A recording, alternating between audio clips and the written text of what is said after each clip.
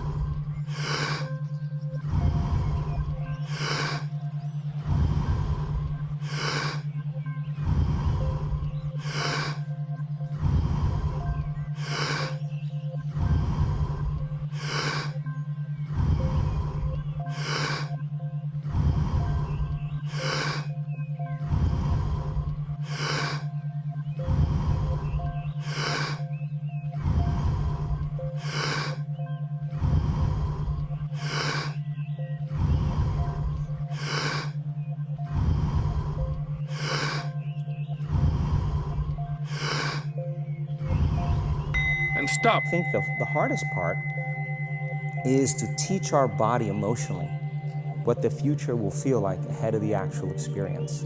So what does that mean? You can't wait for your success to feel empowered.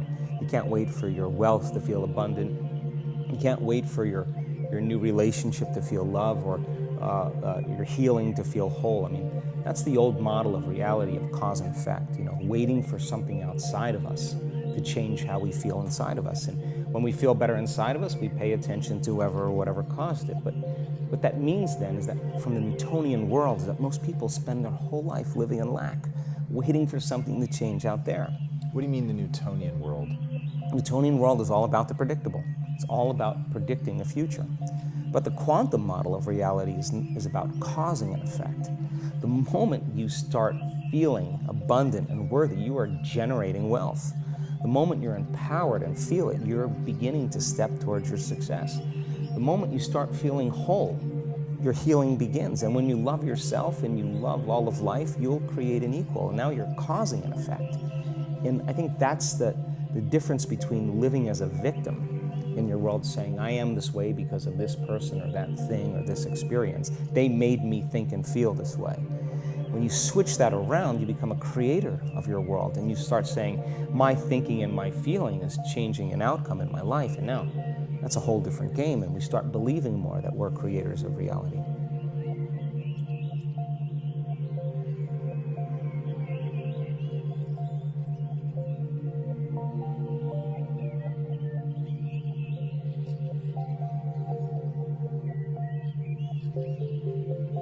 When you feel the urge to breathe, you breathe in fully and keep it for 10-15 seconds.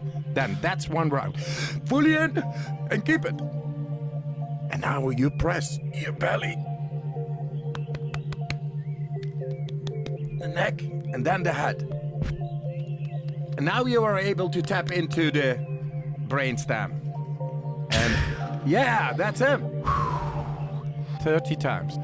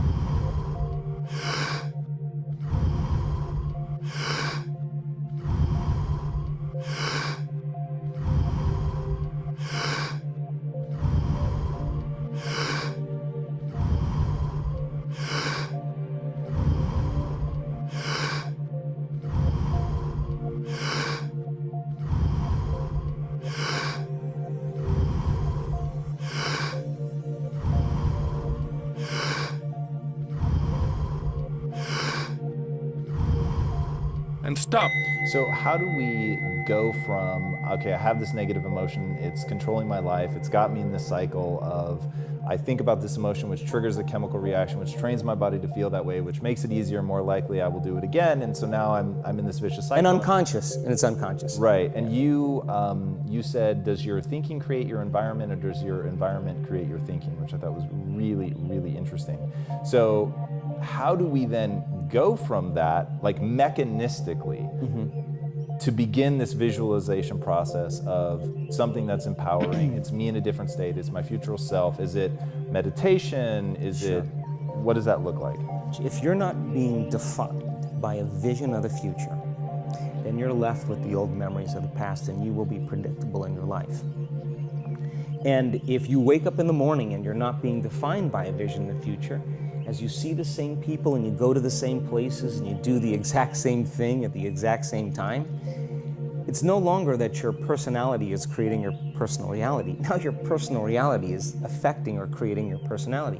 Your environment is really controlling how you think and feel unconsciously, because every person, everything, every place, every experience has a neurological network in your brain.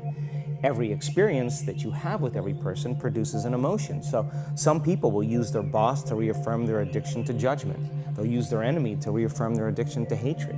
They'll use their friends to reaffirm their addiction to suffering. So now they need the outer world to feel something.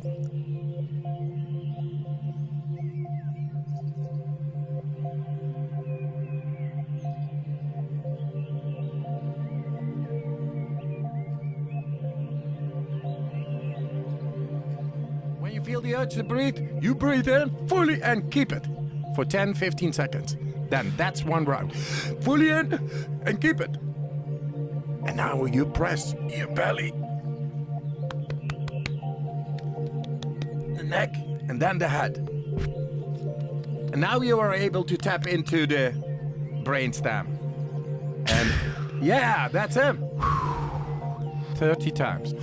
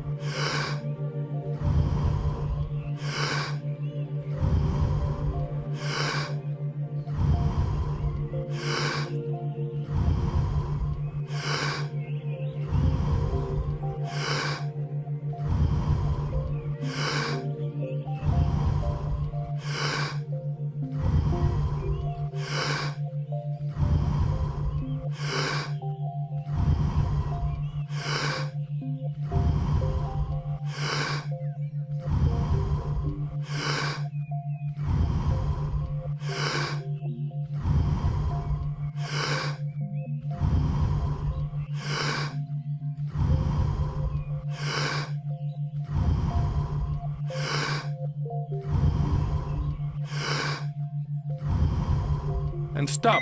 So to change then is to be greater than your environment, to be greater than the conditions in your world, and the environment is that seductive.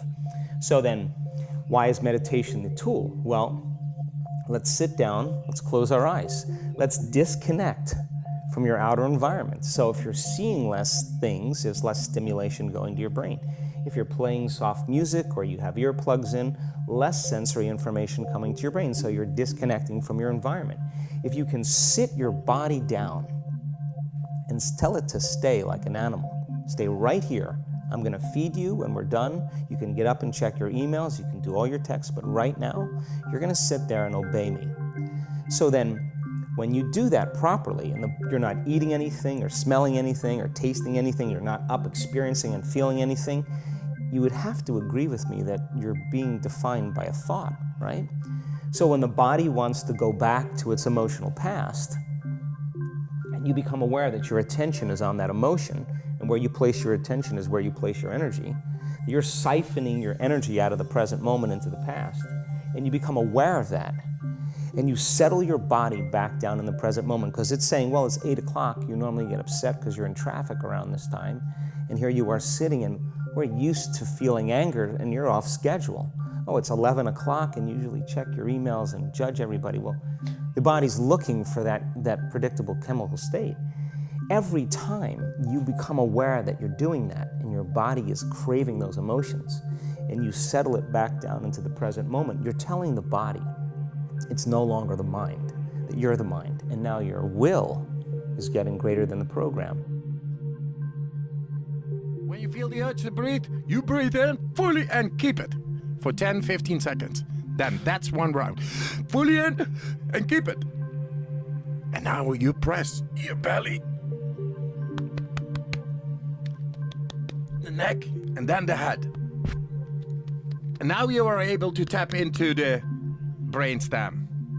And yeah, that's him. And if you keep doing this over and over again, over and over again, over and over again, just like training a stallion or a dog, it's just going to say, I'm going to sit. And the moment that happens, and the body's no longer the mind, when it finally surrenders, there's a liberation of energy. We go from particle to wave, from matter to energy, and we free ourselves from the chains of those emotions that keep us in the familiar past. And we've seen this thousands of times. In fact, we can actually predict it now on a brain scan.